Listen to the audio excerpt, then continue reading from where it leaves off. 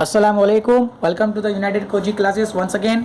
जैसे कि हमारा चैप्टर नंबर 1 अलजेब्रा का चल रहा था, linear equation in two variable. इससे पहले वाले वीडियोस में हमने ऑलरेडी बहुत सारे सम्स कर चुके थे, फिर भी एक बार रिकैप करा लेता हूँ, आप लोगों को बता देता हूँ कि क्वेश्चन हम एक्सरसाइज नंबर 1.3 में हम डिटर्मिनेंट्स और क्रैमर्स रूल्स मेथड कर रहे थे, जिसमें हमको एक्स और वाई की वैल्यू फाइंड आउट करनी है। क्वेश्चन नंबर 1, क्वेश्चन नंबर 2 और क्वेश्चन नंबर 3, इसमें 3 तरह के क्वेश्चन थे, जिसमें से ऑलरेडी 2 क्वेश्चन पूरा हो चुका है। अब हमारा क्वेश्चन नंबर 3 चल रहा था, जिसमें पहला, दूसरा और तीसरा 3 सम ऑलरेडी हमने सॉल्व कर चुके हैं। और अब जा जाते हैं हमारे क्वेश्चन नंबर 4 की तरफ। क्वेश्चन नंबर 4, जैसे कि मैंने आपको बताया था कि हर सम्स को, ये सम्स क्रैमर्स रूल्स वाले मेथड में मैंने 3 पार्ट बनाया हूँ, अलग अलग 3 पार्ट बनाया हूँ, बराबर। 3 पार्ट के जरिए से हमारा पूरा के पूरा सॉल्यूशंस हो जाता है। तो हम स्टार्ट करते हैं question number 4, exercise number 1.3। 6x - 4y = -12, ये है हमारा इक्वेशन नंबर 1। 8x - 3y = -2, ये है हमारा इक्वेशन नंबर 2। जैसे कि मैंने बताया था, सबसे पहले हमको a1 और a2 की वैल्यू फाइंड आउट करनी है। तो a1 और a2, सर जो a1 और a2 है वो x के कोफिशिएंट जो होते हैं उसकी वैल्यू आ जाती है यहाँ पर a1 में और a2 में। तो a1 में वैल्यू आ जाएगी इक्वेशन नंबर 1 में x का कोफिशिएंट जो है वो 6 है, और इक्वेशन नंबर 2 में x का कोफिशिएंट जो है वो 8 है। तो इसी तरीके से a1 और a2 की वैल्यू मिल गई। अब आ जाएगा b1 और b2 की वैल्यू। तो b1 की वैल्यू आएगी, y वाला जो टर्म है उसके पास से b की वैल्यू आ जाएगी, b1 और b2 की वैल्यू आ जाएगी। अब b1 की वैल्यू जो है इक्वेशन नंबर 1 में y का कोफिशिएंट जो है वो -4 है, और इक्वेशन नंबर 2 में y का जो कोफिशिएंट है वो -3 है।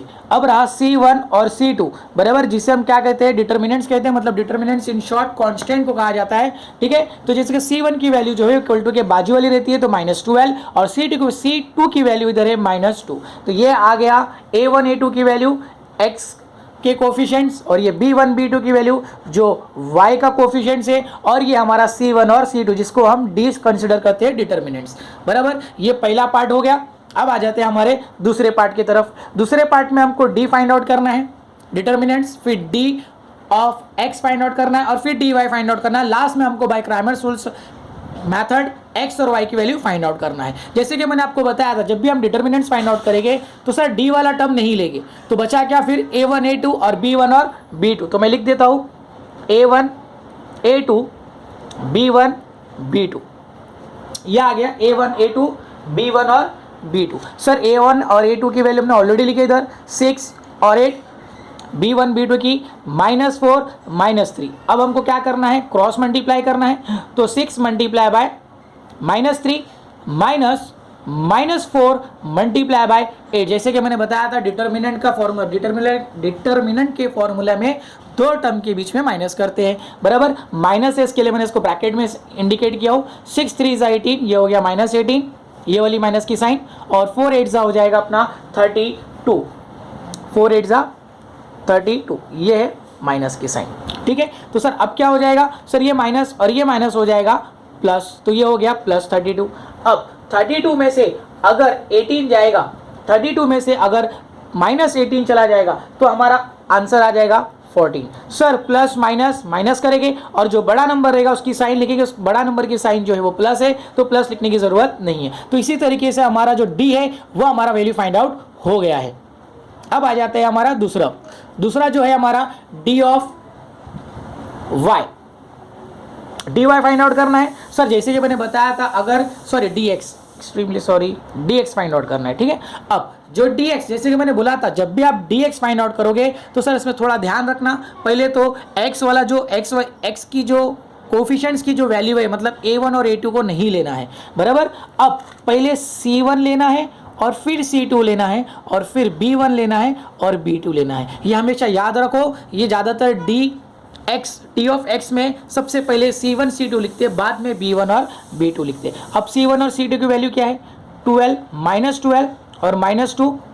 b1 की वैल्यू है -4 और -3। सर इसमें माइनस ज़्यादा है, तो ज़रा आराम से इत्मीनान से करना, घाई मत करना, नहीं तो साइन की वजह से आपका सम रॉन्ग आ सकता है। -12 मल्टीप्लाई बाय -3, क्रॉस मल्टीप्लाई करना है, -4 मल्टीप्लाई बाय -2।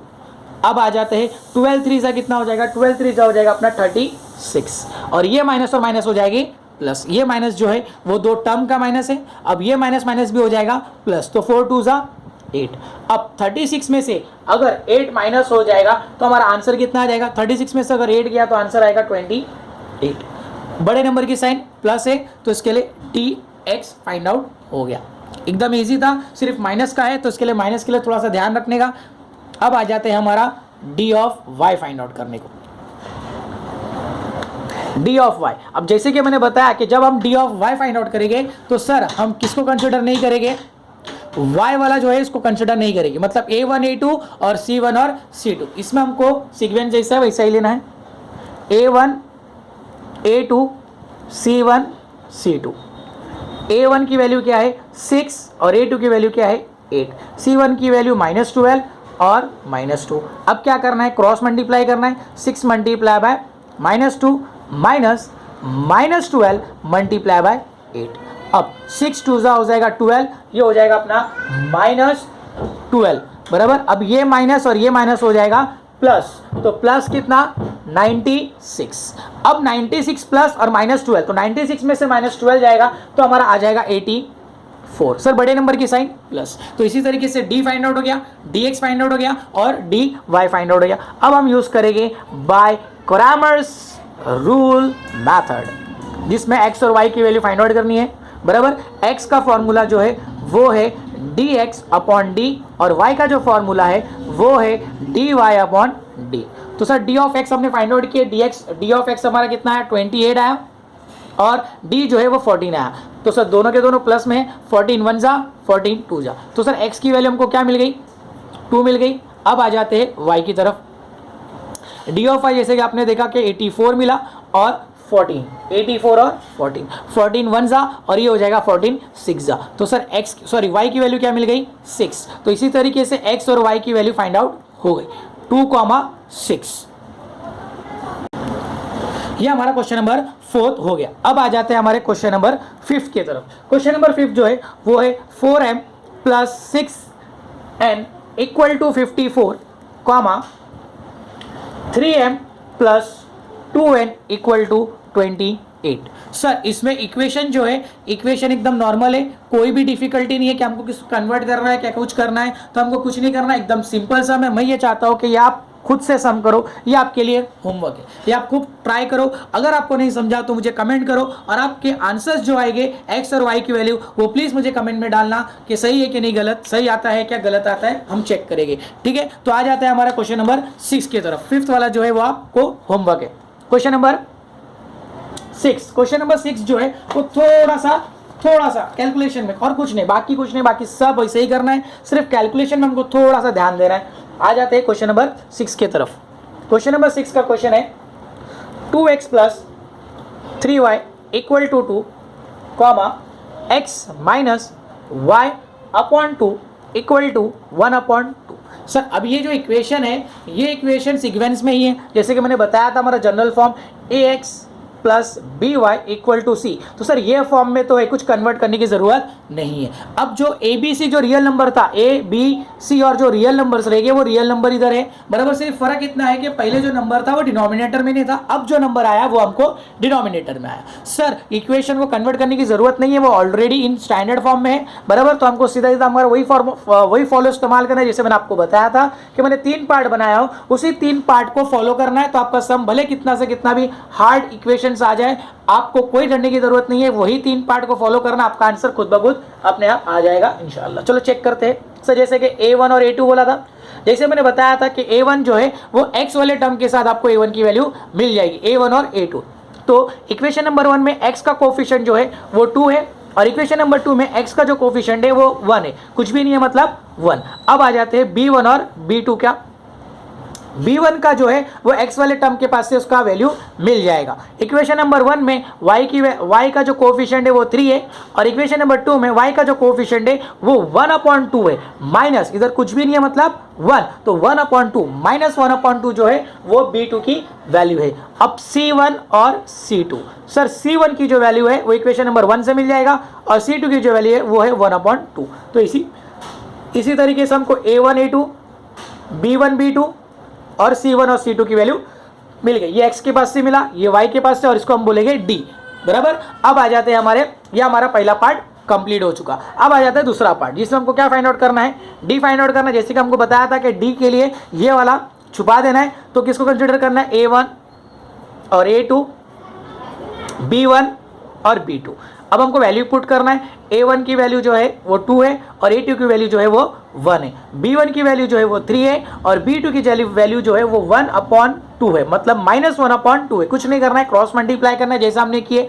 तो 2 मल्टीप्लाई बाय -1/2 -3 मल्टीप्लाई बाय 1।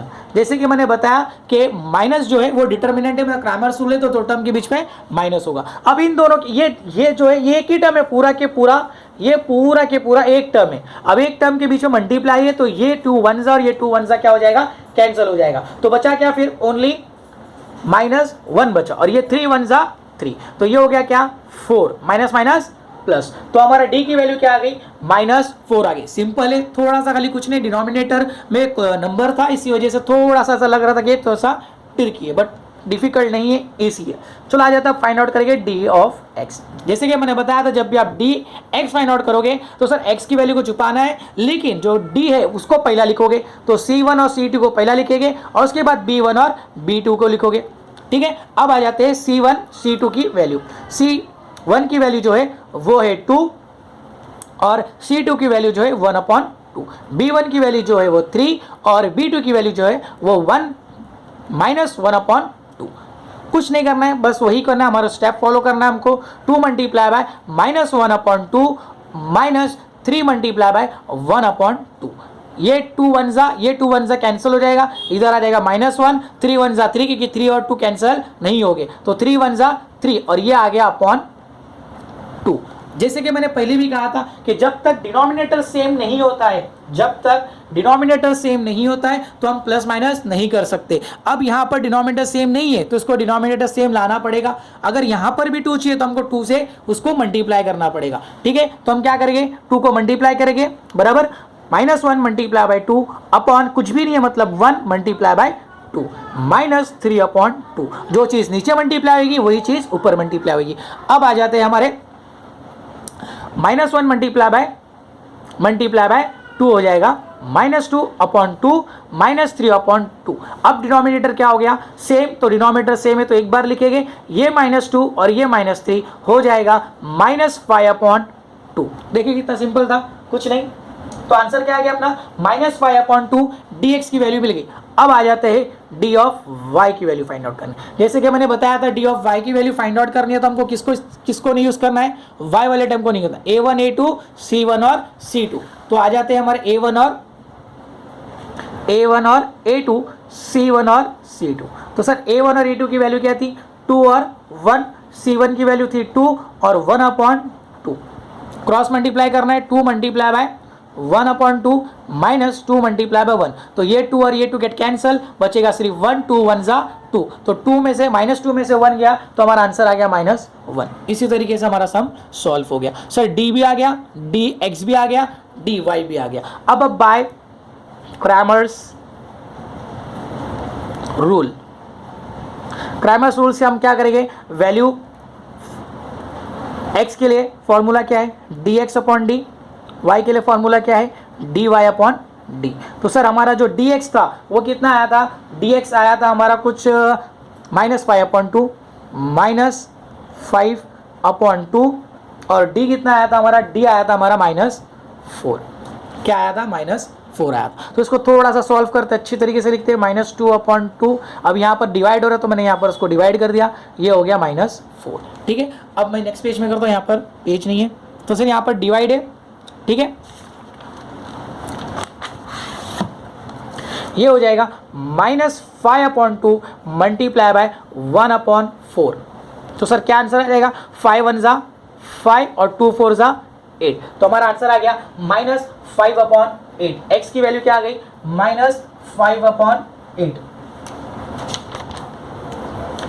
यहां पर माइनस है, सॉरी मैं भूल गया, ध्यान नहीं दिया, माइनस है, ठीक है। तो सर ये माइनस और ये माइनस क्या हो जाएगा, कैंसिल हो जाएगा। तो हमारा आंसर क्या आ गया, +5/8। जैसे कि पीछे माइनस था, इधर माइनस था और इधर माइनस था, ये माइनस लिखना मैं भूल गया था sir. -5/2 divided by minus, sir अगर ये डिवाइड की साइन को हटाना है तो सर ये मल्टीप्लाई हो जाएगा, तो जो ऊपर है -4 वो आ जाएगा नीचे डिनोमिनेटर में, जैसे यहाँ पर आ चुका है। -5/2 मल्टीप्लाई बाय -1/4, तो सर माइनस और माइनस कैंसिल हो जाएगा, 5 1 ज़ा 5, 2 4 ज़ा 8, ये हमारा आ गया x की वैल्यू आ गई। अब इसी तरीके से हम y फाइंड आउट करेंगे। डी ऑफ वाई कितना है, डी ऑफ वाई जो है हमारा -1 आया और जो डी आया वो आया हमारा -4, तो सर माइनस माइनस कैंसिल हो जाएगा, तो एज इट इज y की वैल्यू आ गई 1/4। y की वैल्यू क्या आ गई 1/4, वो मैं इसके पीछे लिख देता हूँ 1/4। तो सर x कॉमा y, तो सर x की क्या वैल्यू हुई 5/8 और 1/4 किसकी वैल्यू आ गई y की वैल्यू आ गई। तो इसी तरीके से हमारा एक्सरसाइज नंबर 1.3 पूरा कंप्लीट हो चुका है। फिर हम बाकी का जो प्रॉब्लम सेट बेस्ड इसी टाइप के पूरे क्वेश्चन के ऊपर, जैसे कि मैंने बताया कि 10 क्वेश्चन जो है वो प्रॉब्लम सेट के ऊपर बेस्ड है। जैसे कि मैंने बताया था कि एक प्रॉब्लम सेट 1 में 10 सम्स है जो क्वेश्चन इस 3 क्वेश्चन के ऊपर बेस्ड है। हम नेक्स्ट वीडियो में उस 10 सम्स को कवर अप करेंगे। Thank you for the watching the videos, please subscribe and like and share करना मत भूलिएगा। जज़ाकल्लाह।